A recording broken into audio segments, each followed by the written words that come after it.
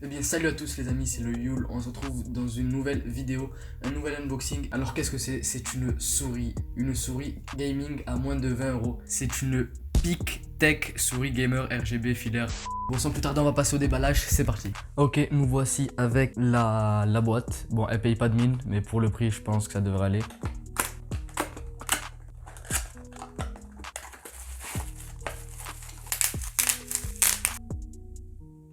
La texture, c'est du plastique, bien sûr. C'est un plastique assez solide et assez doux. Sur le côté, j'espère que vous voyez, il y a un petit grip ici pour le pouce.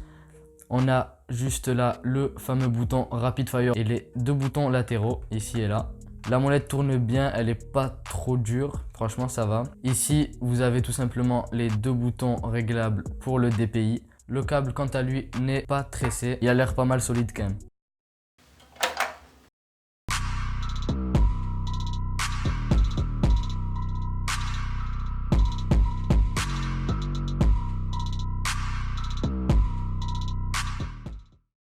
Parfait, on se retrouve maintenant sur la page d'accueil du logiciel. On voit tous les boutons ici sur la gauche, 1, 2, 3, 4 jusqu'à 8.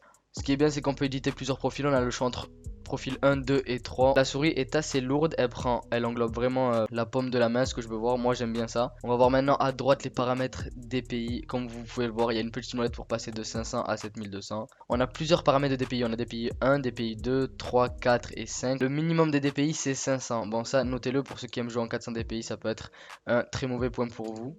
On va passer au paramétrage de l'éclairage. Pour l'instant, il y a streaming coloré. Pour les paramétrages, enfin l'effet d'éclairage stable, votre souris prendra les couleurs de votre configuration juste au-dessus. Vous pouvez aussi choisir l'intensité de la luminosité, par exemple à 5%, là je vois presque plus rien. Et à 100%, c'est vraiment très flash, franchement 85%, c'est le top. Sinon on a respiration, je pense que vous savez à peu près tout ce que c'est.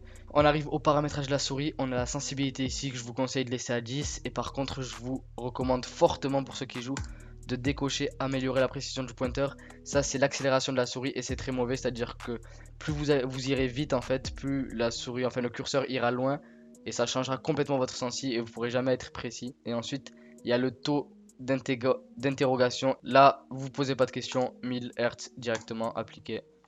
Bon, mais je crois qu'on a fait le tour du logiciel, il est vraiment complet et pour ce prix là franchement la souris a l'air vraiment pas mal.